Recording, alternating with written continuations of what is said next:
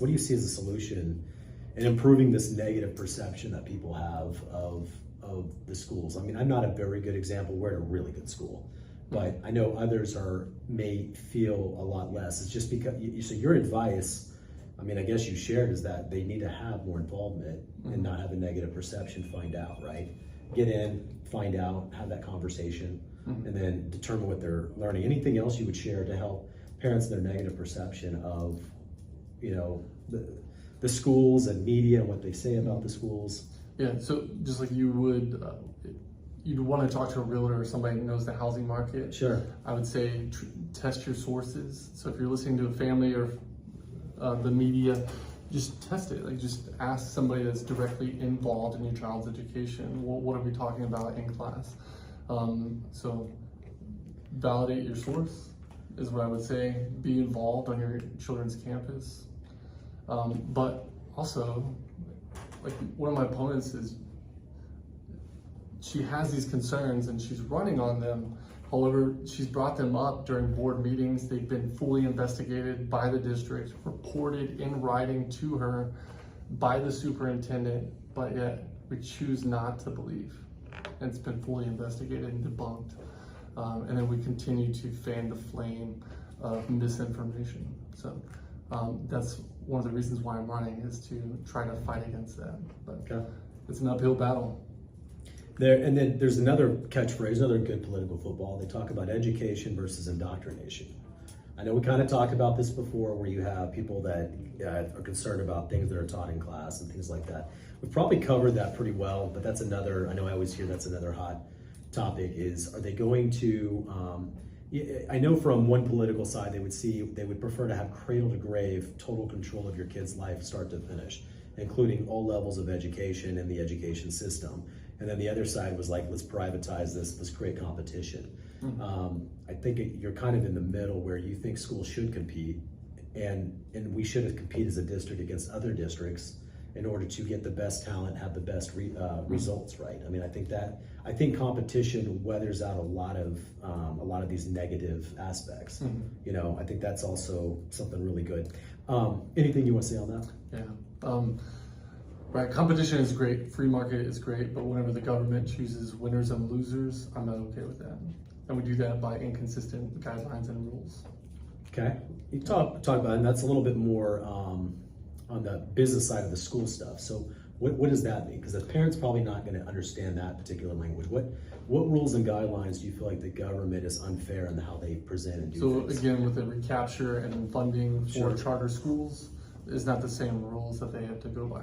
I think LISD is a fantastic district, and I think competitively we can compete with any other district. We can compete with any other charter schools. We put out a great product and a great learning experience for all students. So I think we're right there with anybody else. I feel like we have no problem competing.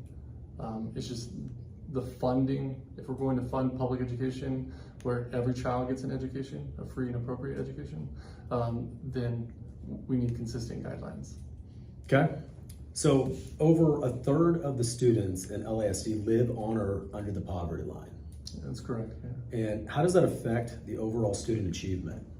Yeah, so Title I, we actually receive federal funding because at least 40% of a campus is on free or reduced lunch, and they qualify for that by being under the poverty line or at it.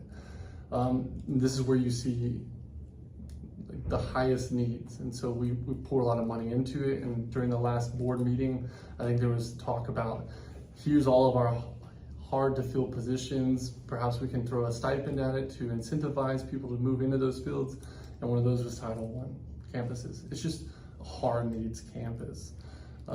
So third is a big population of the school district. What in your background allows you to specifically address this? Yeah, I grew up as a poor kid. I've only worked with... So being poor is one check. Yeah,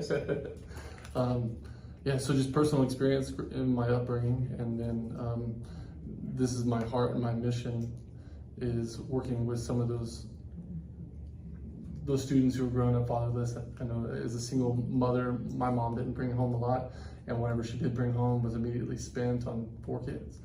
So we also have Central and Lakeland. Yeah. Those fall under Title I.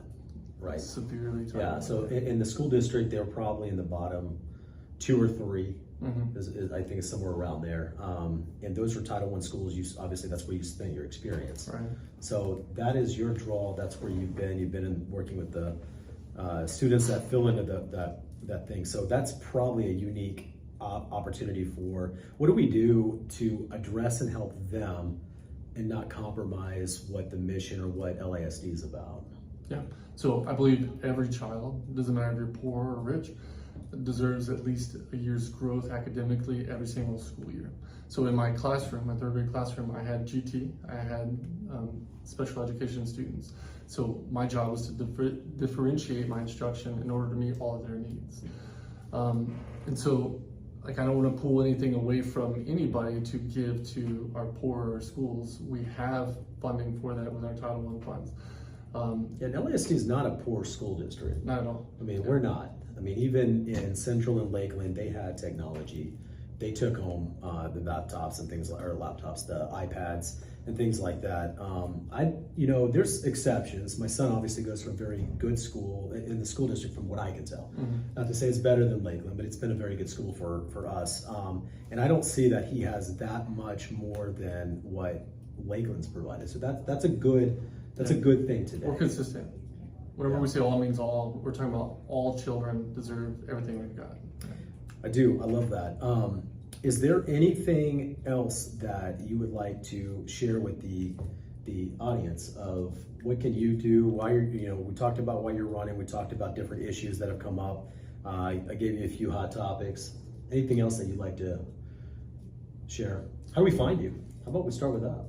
How do you find You have it? a I'm in the website? streets. What was that? You have a website? I do. So my website is Jacob Anderson for LISD, and that's FOR. Jacob Anderson for LISD board at gmail.com. And then my phone number. People are always asking, how can we stay in communication with our board members? How can we approach you? It's like, yeah, my phone number is fine. It's in my filing paperwork. But it's 940-736-7390. I mean, I'm happy to talk with anybody with concerns. I'm very approachable. I want to hear from parents, and it's a pleasure to speak with you today because you are an LISD parent, and I just welcome that. So if you want to grab coffee, I'm happy to do so. Okay. And then if you want to put a sign in the yard, Jacob's definitely going to come out and take care of that for you. Yeah, just text me your address and I'll put a sign in your yard. Well, awesome. Well, that's all we got today. I appreciate you guys jumping in. You can find me on the YouTube channel, Sean Corbett, on my YouTube channel, and get videos just like this. I appreciate it. Thank you. Thank you.